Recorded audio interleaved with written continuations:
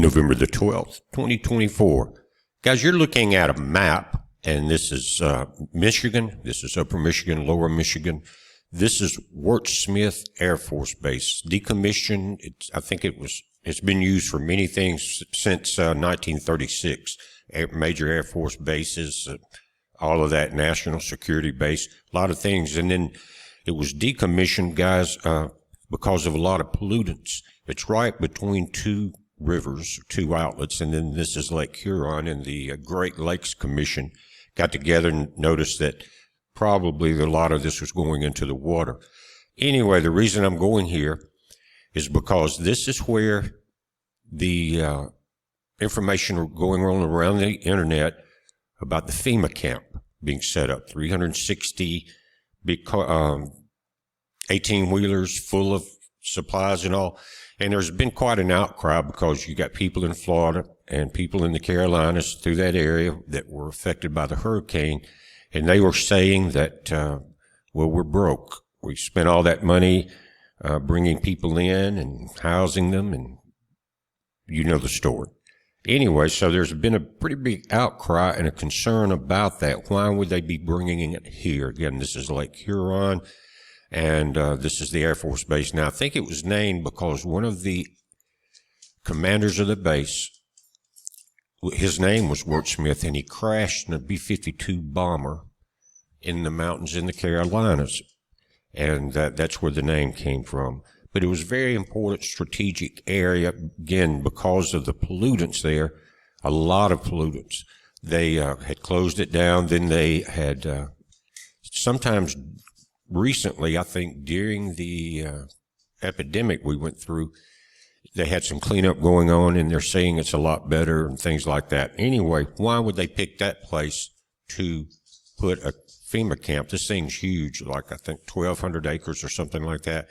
It just didn't make any sense. But so I dug into it a little bit further, and I went to the press in Detroit, Michigan. I'll show you what I found. And this came out yesterday in the Detroit News, and it's saying FEMA has no immediate plans to use this airport as an emergency staging area. This is from Beth LeBlanc in the Detroit News. It was updated yesterday at 4:46 p.m. Eastern. FEMA said Monday it has no immediate plans to use the airport as a disaster response staging area for the region. The agency confirmed Monday the staff visited and evaluated the air base in September, but there has been no final decisions or agreements signed, FEMA said. The agency routinely assesses the viability of sites that may be used in future disasters, FEMA said in the statement. It is important to note that just because we consider a site or even sign a memorandum of agreement for future consideration, there's no guarantee that a site will ever be used, the agency statement said. FEMA's response comes Monday after widespread concerns were raised following mention of the possibility of a large-scale FEMA presence at an October 28th Oscoda County Township Board meeting. The supervisor there, Bill Palmer, said during the meeting that FEMA had chosen the airport as a stationing hub for emergency services and would be bringing in some 350 semi-trailers of equipment to park on the base, according to a recording of the meeting. So they're saying if you see a lot of trucks coming into the base, that's what it is, he said at the meeting. Nothing to get scared about there. But FEMA said Monday there were no plans at this time to locate equipment at Wurtsmith, which was decommissioned as an Air Force base in the early 1990s. We have no trailers at the location or on the way, FEMA said in the statement. It's an unfortunate misunderstanding. And I'm not saying it's not a misunderstanding. I'm just looking at the information I can see here. Of course, we've seen some backtracking when something gets exposed, right? We've seen that happen, especially with, again, the situation. Brenda McNeil, the administrator of the airport authority there, said that yesterday, that the mid-September tour and evaluation of the 2,200-acre airport in Oscoda County was meant to assess whether the facility had the space to store securely FEMA supplies and equipment in the event of a disaster. She said the airport was one of 5 locations assessed, and the airport has yet to hear back from the federal agency. And guys, like I said, that may be all it was. And then a rumor got out about it from a segment of the meeting. Don't know yet, but that's what we're seeing. And it kind of makes sense. Why would they want it right there anyway? And just imagine, though, a FEMA camp on a heavily polluted base. They say it's cleaned up, but we have heard that before.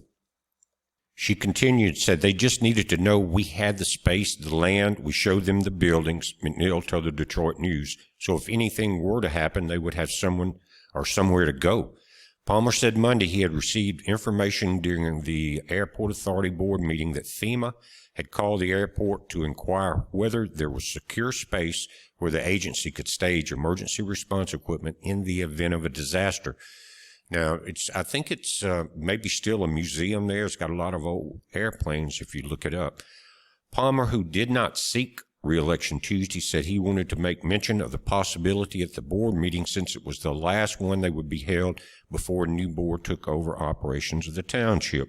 5 out of 7 board members were replaced in Tuesday's election. By the way, guys, we had a trifecta. President, both chambers have now voted Republican. Complete control. There's no excuses now, is it? It said since the meeting, Palmer said the information has spiraled out of control, and he's received multiple concerned phone calls about the situation, including worries that the semi-trailers would be used to house undocumented immigrants. Now, the guy that made the report or brought it out was a fellow named Palmer. Again, he said, when I made my report at our township board meeting, I mentioned FEMA was bringing in 350 semis. What I meant to say was they were considering Wurtsmith as a secure location. To my knowledge, no decision has been made by FEMA. State Rep Mike Hoadley, Republican, said he also had been contacted by concerned residents in the Northeast Lower Peninsula and noted it would make sense if the airport were under consideration. He noted Kalita Air, the airport's largest tenant, has a history of government contracts, including transporting PPE during the pandemic and participating in emergency evacuations out of Afghanistan in 2021. And he said, obviously, Wurtsmith Air Force Base came up in conversations. And that's what I found out about it. And I'm hoping that this is correct, because the main thing that got to me was putting that much money, millions of dollars of FEMA money into something up there where there's not a disaster at the time, when so many people are hurting in Florida. We saw where that FEMA had told their employees going through Florida and now into the Carolinas not to go in and work with anybody that had a Trump sign in their yard. Pretty bad. That's pretty evil. And I think some of the time limits have passed where people can actually file because they were skipped over. I think maybe a DeSantis can do something there in Florida. I'm not sure about in the Carolinas, but definitely if you guys were affected and you have not talked to FEMA, especially if you had a Trump sign in your yard, you need to contact your local representatives, sheriff's office, or whatever you have to do to find out what's going on and what can be done about it. Maybe talk to your local representative may be the best thing. Don't just sit back and take that. The pushback is important because it's not right. It was unfair. So it's fair to push back. We're watching it, guys. We have a system out in the Caribbean, maybe in about 8 days, coming up in the Gulf of Mexico. And it looks like it may come in to somewhere around the Big Bend of Florida. Now, it's way out in time, a week away, but we will be watching that. You watch it very closely also. Guys, if you don't see anything from me for a few days, I'm waiting now. I may have to go up to the Baptist Health Clinic. I don't know. They're considering doing surgery on that aneurysm that's above my heart. And so I'm going to find out this afternoon, and I don't know if they're going to go ahead and put me in the hospital and do it or what, but because I've got to go through the cardiologist, and the appointment's at 1 o'clock this afternoon. But if you don't hear from me in a few days, I'll check back in just as soon as I can, guys. It's a heads up. Be safe.